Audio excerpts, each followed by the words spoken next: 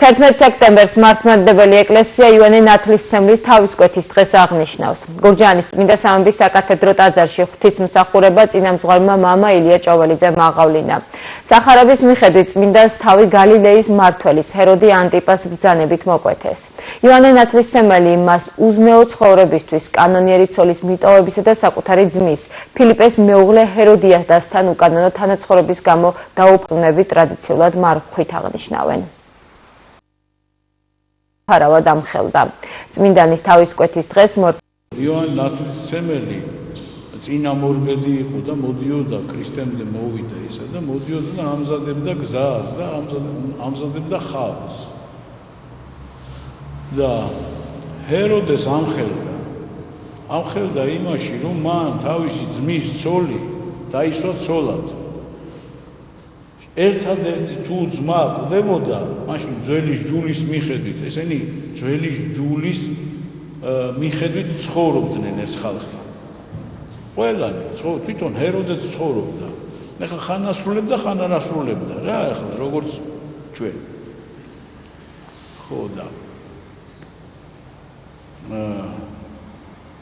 იმხილებოდა იოანე ნათლისმცემელისაგან და ეუბნებოდა, რომ შენი ძმაო ცოცხალიაო და შენ არ გეკუთვნისო, რომ შენი ძმის ცოლი ცოლად გესვასო. აი ძმა თუ მოკვდებოდა, იმ შემთხვევაში შეეძლო მას მოყვანება მისი ცოლის, ძმის ცოლის ცოლად მოყვანება.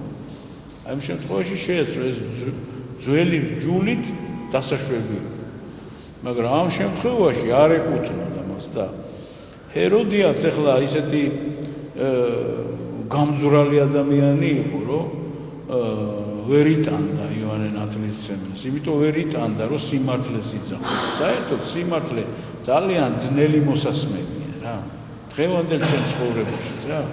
ნებისმიერ ჩვენთაგანი, თითოეულ ჩვენთაგანი, როცა ჩვენ ეგოიზმს ხვდება ეს სიმართლე, ჩვენც არ გვსიამოვნებს რა და ჩვენც ესე უყურებთ რა, სკეპტიკურად უყურებთ ამ სიმართლეს რა და მე იცი ვერ იდებით რა იმ ადამიანს.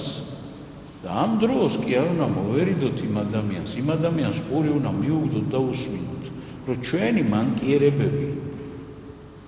მანკიერები დაგვანახოს, თუ ჩვენ ვერ ხედავთ.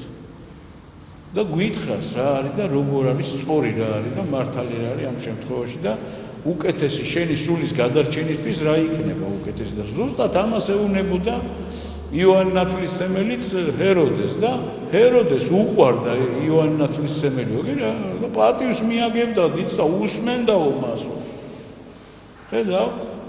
მაგრამ აი რა შვება ადამიანის ეგოიზმი და პატივმოყვარეობა და როდესაც ის თავისი ფიცით იკრავს ხელფეხს. ქრისტიანი ადამიანისთვის სიტყვა არის მნიშვნელოვანი, იმიტომ რომ სიტყვა იყო ღმერთი. და სიტყვა მოვიდა, მამა ღმერთის სიტყვა მოვიდა ჩვენამდე ძეღმერთის სახით. და ამ ძეღმერთმა მოგვიტანა მამის სიტყვა ჩვენამდე და ეს სიტყვა არის ჩვენთვის უძვირფასესი და აი ამ სიტყვის მსახურებაში უნდა ვიყოთ. ჩვენი ჰე მეუბნება პირდაპირ მაცხოვარი, შენი ჰე იყოს ჰე და არა. უმეტესი ამისა ეშმაკისეული არის. დღეს ვზეიმობ დღეს, რომელი დღეც სიკვდილს უარყოფს.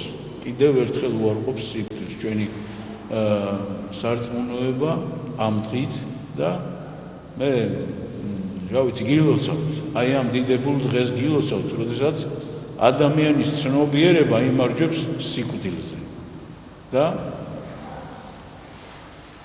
იმარჯვებს იმიტომ, რომ ქრისტიანს ღმერთმა დაგლოცვა, ჩემო ძვირფასებო, ღმერთმა დაგლოცვა და მრავალს დაგასწრო და იოანე ნათლისმცემლის ის ჭეშმარიტი სიტყვა, რომელსაც ის აფენდა მთელს კაცობრიობაზე, რომ ჩვენს გულებამდეც მოსულ იყოს და გვეხაროს ორსავ სოფელსა